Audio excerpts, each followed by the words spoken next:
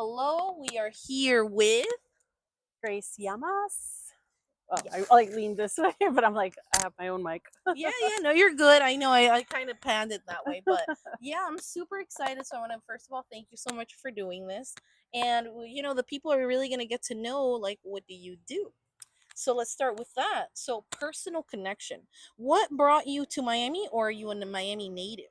So, born and raised in Miami, and my parents are from Argentina. So, typical first generation Latina experience. I grew up down south in the South Miami Heights area. Nice, nice. I live in Cutler Bay, so Nice. Yeah, very that's close by. literally, so that's really nice.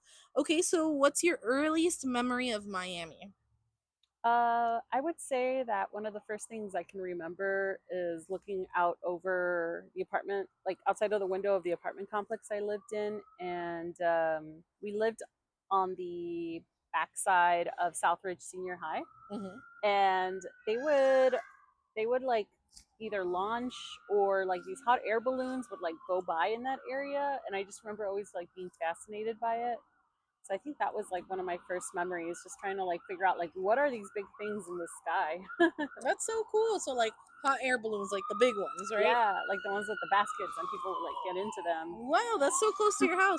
Well, I know in Yeah. Homestead they do a little bit of that, so that probably Oh, makes sense why you saw it so close by. Even though Homestead's still a little further south. right. But it might have also been like if you think about like the development, right? Back when I was a Mm. kid, back when I was a child, it was already like 30 years ago. So the development's just like pushed everything down south. It really has, and we'll Hmm. definitely get into those things. That's true. How Miami has changed so rapidly. So what's going kind of hand in hand? What is your earliest memory of Miami? Ooh, earliest memory of Miami. Gosh, I think I would say that some of the earliest memories that I have and like feeling that it's a very like typical Miami experience was going with my family to the beach, to Miami Beach, back when the hotels were still not renovated. They were just like old rinky dinky hotels. I It was remember that. cheap, and like having a weekend there and just having access to the beach, because growing up so down south, it was not something that was like very accessible to me. So yeah, I would say that that's probably one of the earliest memories.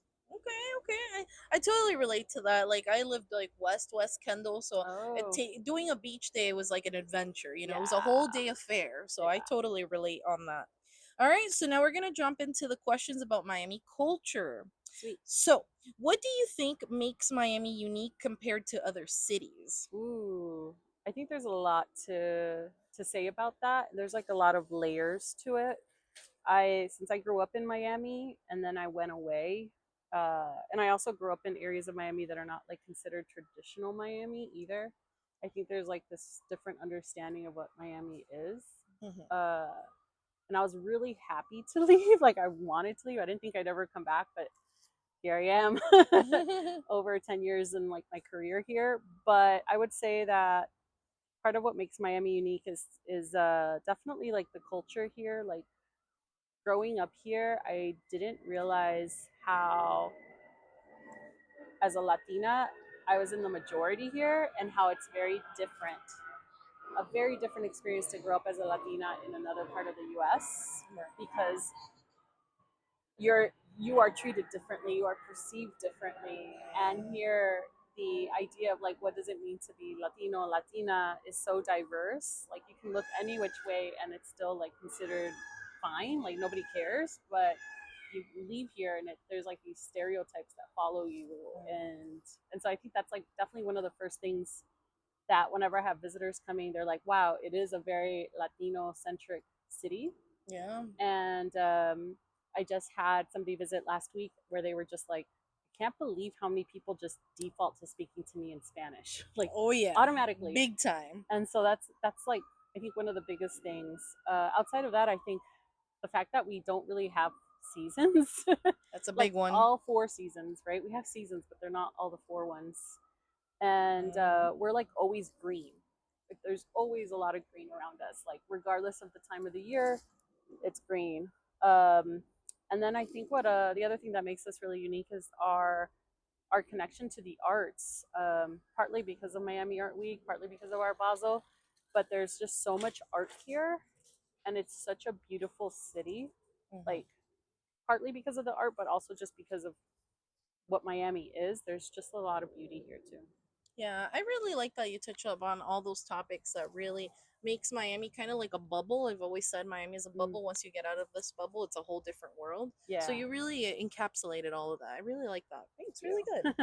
you. Okay. So how would you describe Miami's cultural vibe to someone who's never been there? I feel like you Mm, kind of touched on that already, but is there something else that yeah. really just sets Miami out?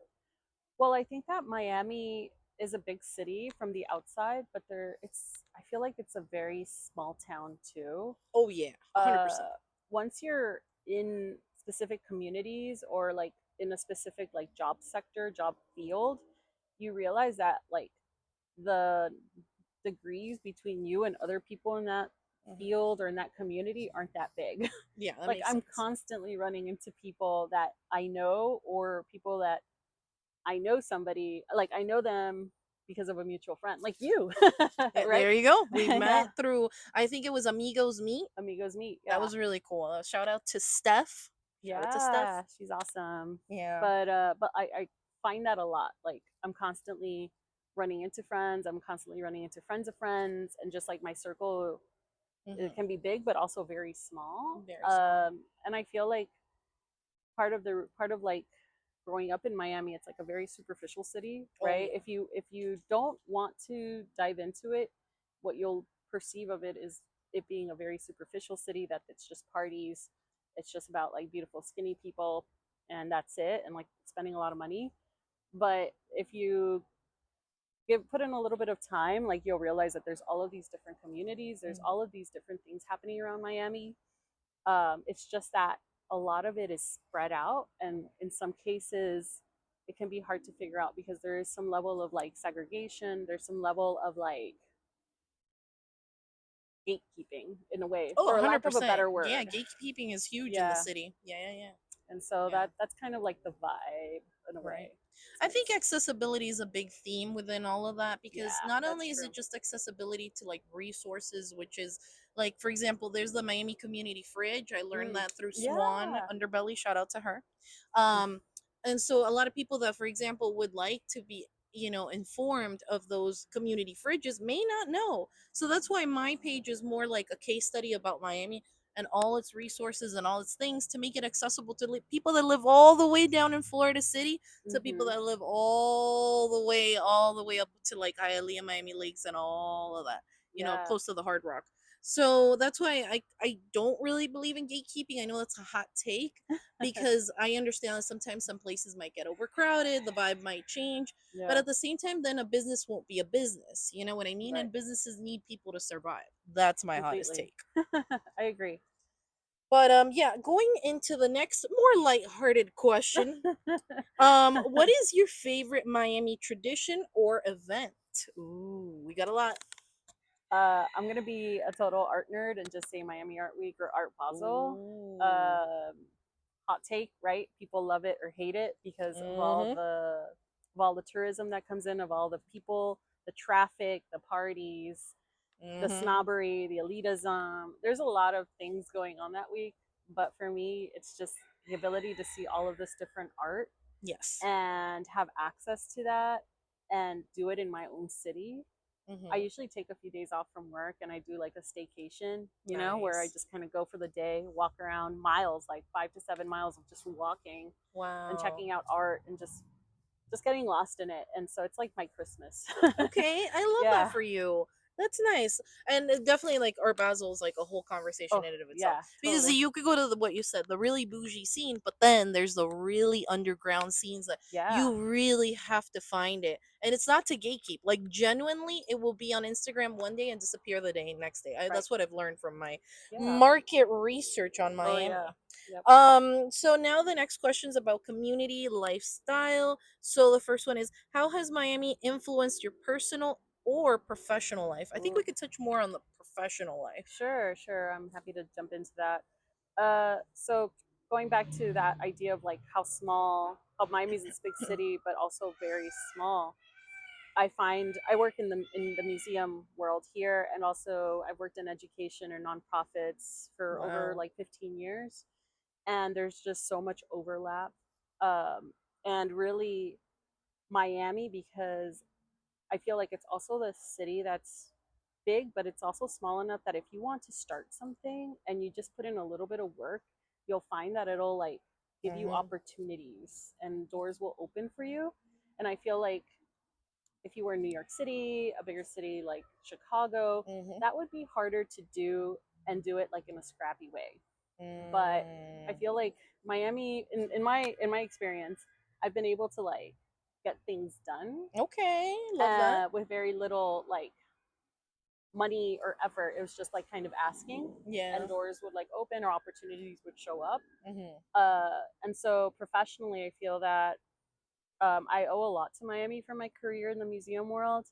I was able to intern at the Miami Art Museum when I was in high school, What? but that internship led to me like meeting a lot of artists, a lot of people in the museum world, and then once Perez Art Museum was going to open, which is the successor to Miami Art Museum, I got my first job there. My first like Wow. long term job in That's goals. museums and as a part timer at the time, but that just allowed me to build like this really strong foundation and this really strong network Mm-hmm. with the Miami museum community. Right. And I just keep running into people. Like they might hop around to other organizations, but they're still around. Or Yeah. even in the nonprofit world or in the education world, it's like constantly just being able to tap into that Mm-hmm. has been such a great thing to just be able to kind of continue my career. Wow, that's incredible. Because so your page on Instagram, to give context to the Oh yeah, people, is I think it's Museumparty, right? Museumparty. I got it right. Okay, Yeah. so it's really interesting because the museum scene in Miami, it's not just the main museums, right? There's Right. other sub museums, smaller, private owned, and then some of that are Oh public. yes. What I've learned from my whole journey on this case study on Miami and this whole thing is that basically you kind of have to know where they are. They're kind of Mm-hmm. hidden. They're hidden gems, Yeah. and that's a whole conversation in and of itself. Of course, and that's part of the accessibility, Issue. for sure. You can correct me if I'm wrong. Hmm. Down south, like we're talking about Cutler Bay, Homestead, Florida City. Yeah. How is the museum life there? Ooh. Besides, I mean, historically, Collie Square has a lot of like cute little. It's Right. historic in and of itself. But other than that, like, what comes to mind is bringing that Yeah. accessibility of art to different communities. Right. As far as the visual arts, there isn't a lot. Before the pandemic, there was Art Center South, which was in the on Oh. Homestead, like the main street, like Oh Bone. wow. Okay. Cool. But that closed down sometime before the pandemic, and that was like a big center for artists. I think there was studio spaces, gallery What? spaces. Unfortunately, yeah, that just like dissipated at some point, like 2018, 2019.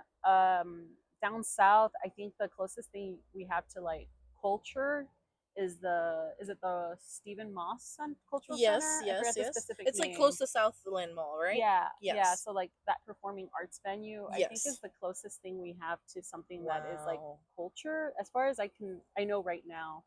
But Mm, there are certain nonprofits that work in the area, but that's right. mostly through schools or in libraries, and it's mostly Yes. more for children, as far as like opportunities to go see art and Hmm. experience that. I can't really say I know of any, but I could follow up with you if Yeah, anything let's comes look up into that. later. Because one of my life goals is to open like this warehouse, right? It's like a Mm, hub where people could do clothing swaps, where people could do like different fun art things that makes art accessible, bring Art yeah. Basel down south. Yeah, that'd And be it great. doesn't have to be like the banana tape to the wall that's worth $1 million, like Yeah. genuine like artists who have the passion to showcase their art. I have a lot of friends of mine who, kind of always felt discouraged to show their art, and they're very talented. Mm, Both mm-hmm. visual art, different forms of art. There's art can be expressed in many Oh, different forms, as completely. you know. Yeah, yeah, definitely. Yeah. I think Hmm. perhaps I'm thinking I'd have to look into it, but I feel like by the falls there might Oh, have been okay. something going on there with like some of the warehouses, Okay. but I don't even know anymore. Like that's the thing. It's Mm, a lot of it can like right. come up and then it'll And then disappear. be Yeah. gone. And I mean, I think the most south that I can think of on the top of my head is the Bird Road Art District. Yeah, that's Yeah. one of the ones that's coming to mind too. Yeah. So you see, my research has gotten me there. And then this question ties into the neighborhood. So, which neighborhood, now this might be a hot take, it represents the heart of Miami and why? It's Ooh. okay. She's allowed to have an opinion. It's okay. I was thinking about that a little bit earlier today, Mm-hmm. and again, like I'm thinking about all these different layers, right? Miami is a city of like extreme wealth and then extreme poverty, and Mm-hmm. that could exist like on the same street. Oh, yeah. A And hundred within percent. within like a few blocks of each other, I'm thinking about the fact that there's so much gentrification, that we Mm-hmm. have a lot of great history here, but sometimes it's not valued or protected as much as it should be. We have beautiful trees and greenery, the same thing, I was thinking about like how funky and unique this city is, and putting all of those things Of together, I course. was thinking Coconut Grove was a good Ooh. choice for that. Right. I see your vision. I see it. Right. You have the theater that is in its position of maybe getting torn down, maybe not Yeah, restored. you Well, don't know. we never know. They're kind of prolonging that, but and then also all the bouginess of Coconut Grove, but also in the other token, the lower income and the communities that need help West here. Coconut Grove, West which Coconut has been Grove. a long-standing Black Uh-huh. community. Exactly. A lot of the current residents are is it successors? I forget what it is, not ancestors, but Yeah, the current predecessors, the right? current Yeah. like yeah, predecessors or successors, whatever the So, word is. it's okay. Nobody's We'll gonna come figure it after us. out. Of people that like built the Yeah. railroad going What? down like south. Wow, I didn't know that. See, that's So the type it's of history that is like, I didn't learn that in school. I was in public school, did hmm not learn that. It's very unfortunate. There's a lot of rich Miami history. Like when you drive down certain highways, certain streets, it yeah, could just be erased. It's very sad, actually. right. A lot of that neighborhood is Bahamians or people of Bahamian descent. Mm. That's the word, descent. Descendants. Descendants. Yeah, That's the word. I'm sorry. finally. My but brain cell's checked out, but but that's yes. why, like, if you see the Mhm. fun little fact, right? If you see these like black neighborhoods that run parallel to US 1, right? We have Mhm. Coconut Grove, we have Perrine, we have Yes. Goulds. All of those were these little neighborhoods. Even Colley Square was a little neighborhood, probably not historically black for Colley Square, but all of these were neighborhoods where people that were building that railroad that later became US 1 were living. That makes so much sense. Wow. hmm That's really powerful. Knowledge is power. That's why we're keeping it Yeah. here in YouTube. So if anybody needs to do a paper, they can just cite you. Hey. Hey. So, okay, here we go. Here we go. Okay, so what is one thing that people misunderstand about life in Miami? Hmm.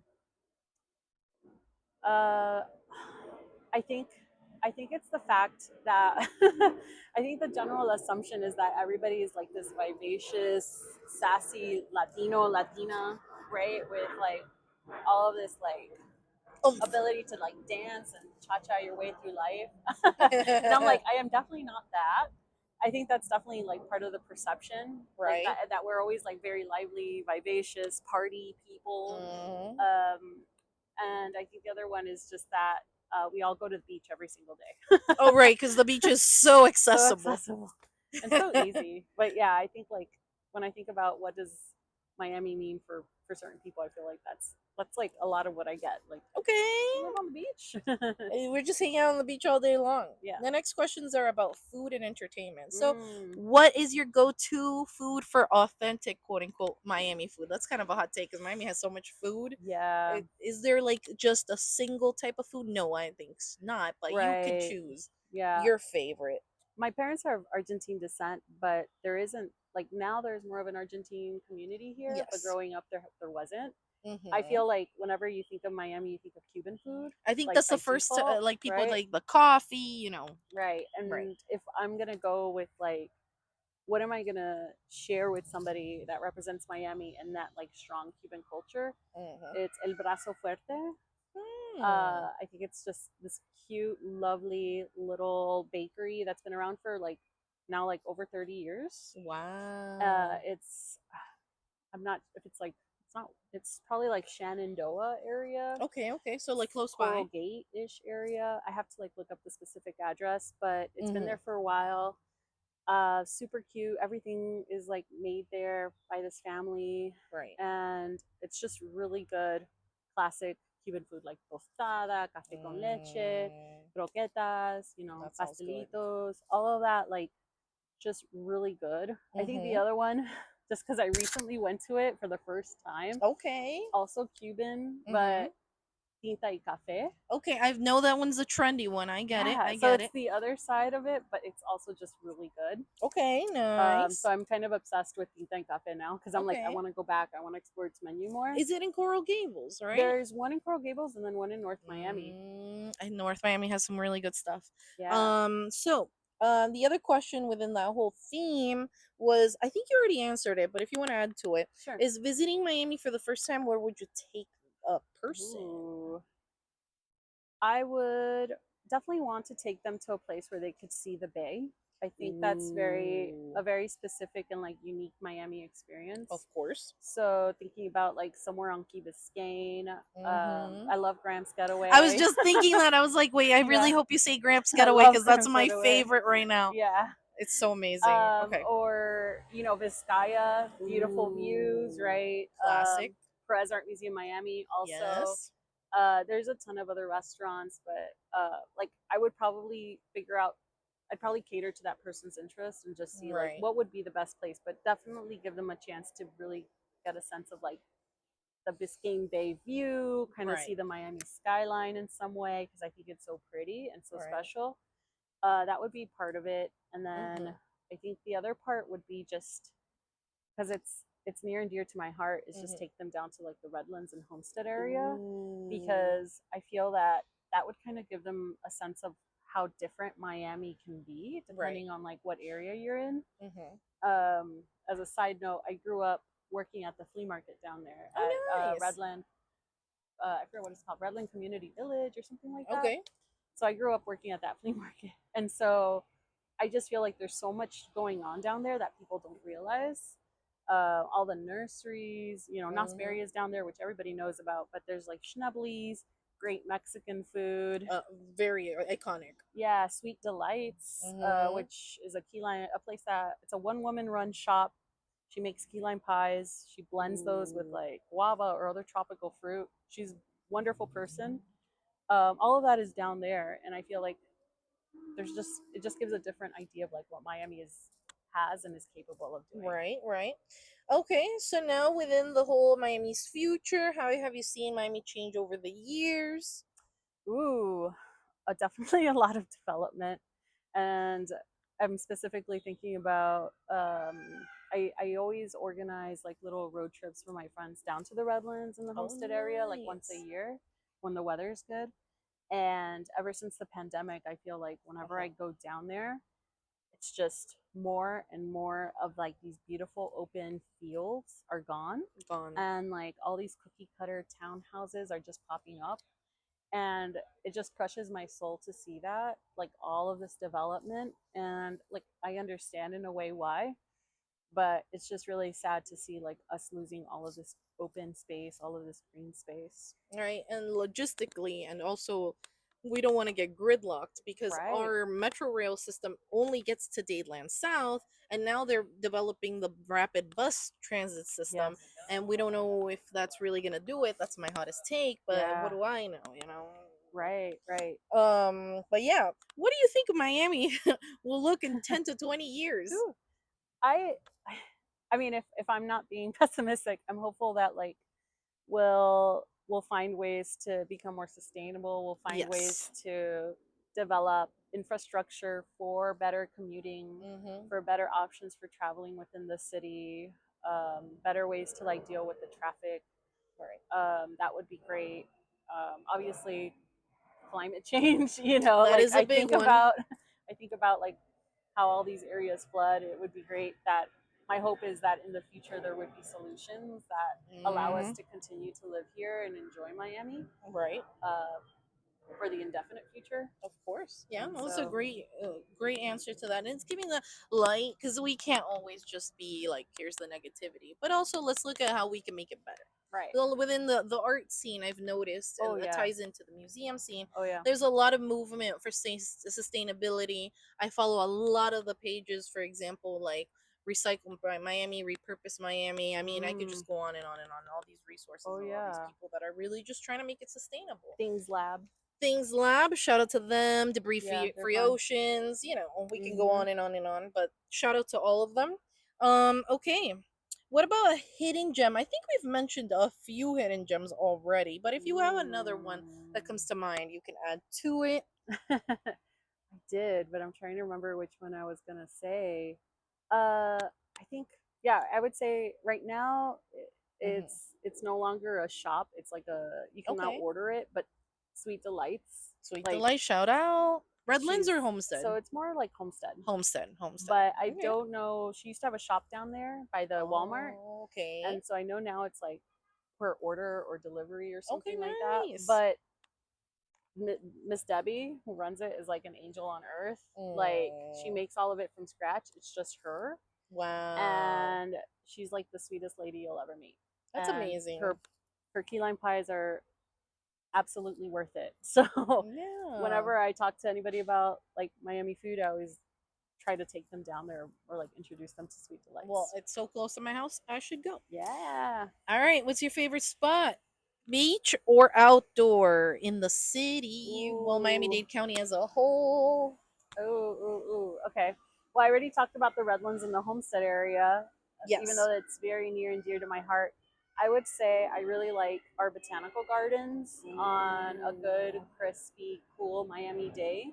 Yes. I love spending time outdoors. Okay. I'm a vampire, which that means for me is that I get migraines from like the sun and the heat here. So I kind of have hibernate during the summer.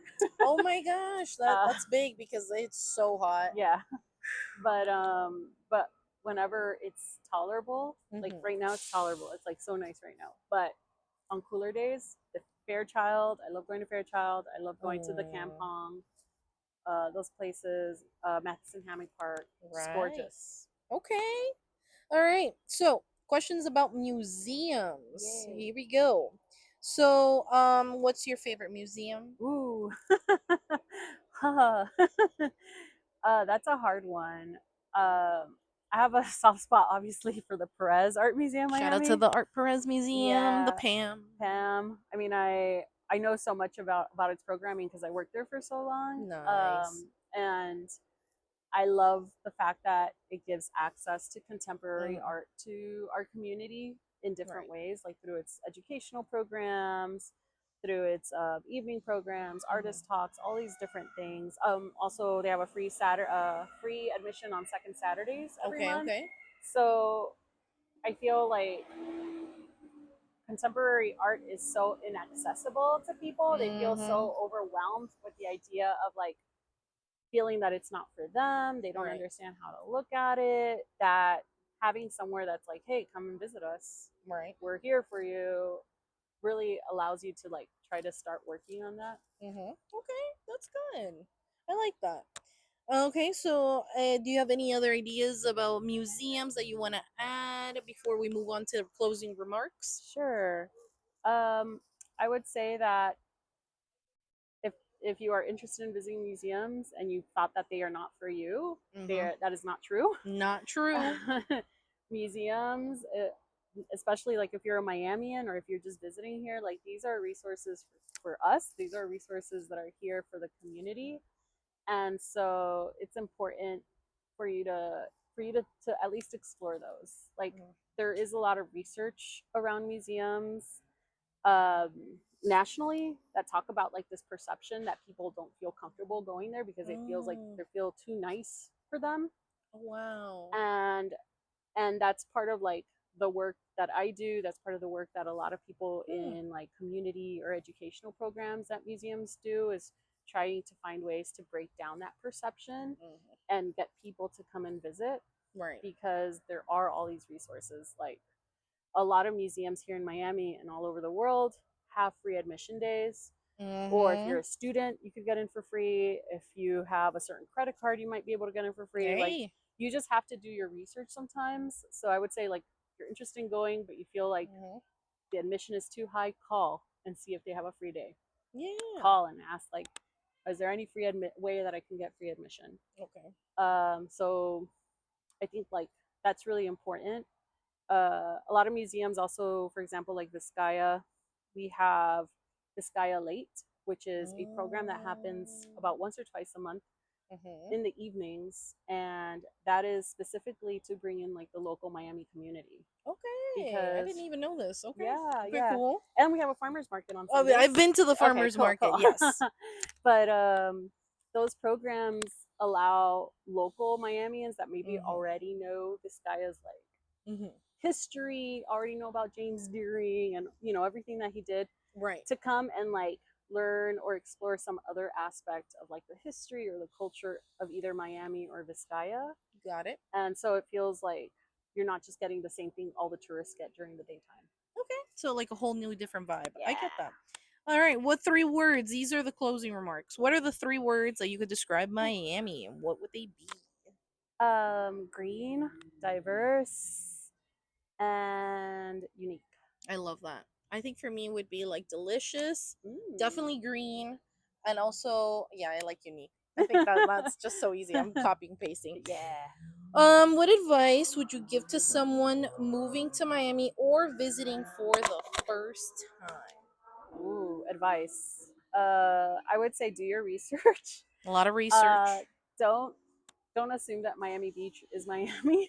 That's a big one. Yeah, like definitely get off of Miami Beach. Like I think that's really important, and First it thing. can be hard because once you're there, you have everything so accessible by foot, By foot. and There you so like crossing that bridge can sometimes feel like a lot. But there's so much to visit here. There's so much art. There's local artists. There's different communities. Little Haiti, go. Mm-hmm. there's just so much to explore. And if you don't feel like Miami is for you because you think of it as a party city, give it a Right. second chance. Like allow yourself to like ask questions and dig a little deeper. Okay. Alrighty. So where can people find you? I'm on Instagram at Museum Party. I love that name. It's like Museum Party. Woo. Yeah. All right. So I want to thank you again. This was awesome and scene.